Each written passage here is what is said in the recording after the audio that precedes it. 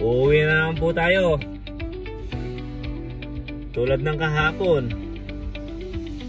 Ayahin na naman ang bida. Boss na maliit.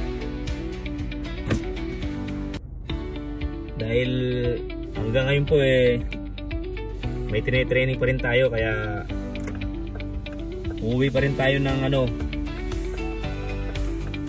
walang kagalos-galos ngayon. Walang kasugat-sugat. Ito po kung nagtatrabaho po kayo sa supermarket, Robinson, SM, Pure Gold, any supermarket po, o kaya naman nagtatrabaho po kayo sa wet market, sa palengke, 2 to 3 years na po yung experience nyo. Unahin po natin yung palengke. Pwede po ba kayo magtrabaho dito sa kumpanya ko as a butcher o deboner? Sa palengke po to wet market. Heads up po sa mga taga palengke, mga kabaro po natin dyan. Pwede po kayo magtrabaho dito. Dito po sa Canada kung saan ako nagtatrabaho ngayon. Ang requirements na kailangan po ninyo, dahil nasa palengke po kayo, hindi na po kayo required na kumuha ng SSS. Ang kailangan lang po ninyo ay COE, Certificate of Employment. Saan man gagaling yun? Sa employer po ninyo. Halimbawa, ang employer po ninyo si Lola Beth, o kaya naman si Tita Cora. Yan. Kuha po kayo sa kanya, tapos punta po kayo sa City Hall. Bakit pupunta ng City Hall? Kukuha po kayo ng certificate. Ang certificate po na yun, katunayan na nagtatrabaho po kayo sa palengke. Sisilyoan nila, pak! Yun ang katunayan po na tunay yung documents nyo, na hindi kayo butcher-butcheran. Katunayan na tunay kayong butcher sa palengke nga lang. Yun po yung importante yun Yun po yung importante doon, yung silyo ng City Hall. Pak! Tsaka yung certificate nila. O ngayon, halimbawa po sir, kami ang may-hari na meat shop. Ako ang may-hari na meat shop. Owner. Ano pong requirements na kailangan? Ganun pa rin po. Hindi po kayo required sa SSS. Ang kailangan lang po ninyo, business permit na kayo ang may-ari, na butcher po kayo. Yun lang po, business permit lang. Ngayon po sa mga supermarket naman, anong kailangan? Anong mga requirements na kailangan ng mga butcher natin dyan sa supermarket? At least 2 to 3 years experience. Tapos po kukuha po kayo ng Certificate of Employment,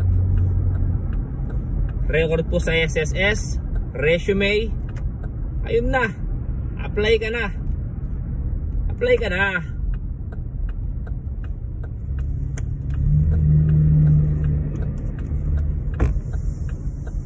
Uulitin ko po dun sa palengke, kung ikaw ay nasa palengke, ang kailangan mo lang certificate sa employer mo, tapos punta ka sa City Hall, kumuha ka ng certificate doon, katunayan na butcher ka nga sa palengke, sisilyuhan po nila yun, tatakan nila, yun po yung proof. Kung ikaw naman po ang may-hari, ikaw yung owner sa meat shop, anong kukunin mo?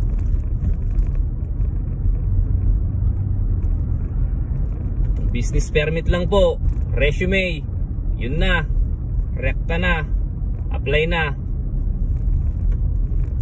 Sa supermarket naman po, ang kailangan mo lang resume, Certificate of Employment, copy ng record mo sa SSS, ano pa? Wala na po, yung tatlo lang yun. Pwede ka na mag-apply, pwede mo nang umpisahan yung pangarap mo, pumunta ka ng Canada. Habang demand pa po no? Kasi darating ang panahon, mapupuno na pong butcher dito. Kaya habang marami pa yung kailangan, apply na po kayo. Meron man pong bagong rules ngayon ng government, hindi po masyadong apektado tayong mga skilled, tayong mga butcher. Sa katunayan po, nakakuha pa po ng Lamia ang aking kumpanya dahil nga nung last January 15 ay may dumating po dito sa amin, sa kumpanya ko. Kung makikita nyo po yung previous na post ko, makikita nyo. Okay? Kaya ano pa pong hinihintay nyo? Umpisahan na yung mga pangarap, trabahuin na yung mga pangarap. Sayang po yung pagkakataon. Okay? Kung ikaw yung bata pa,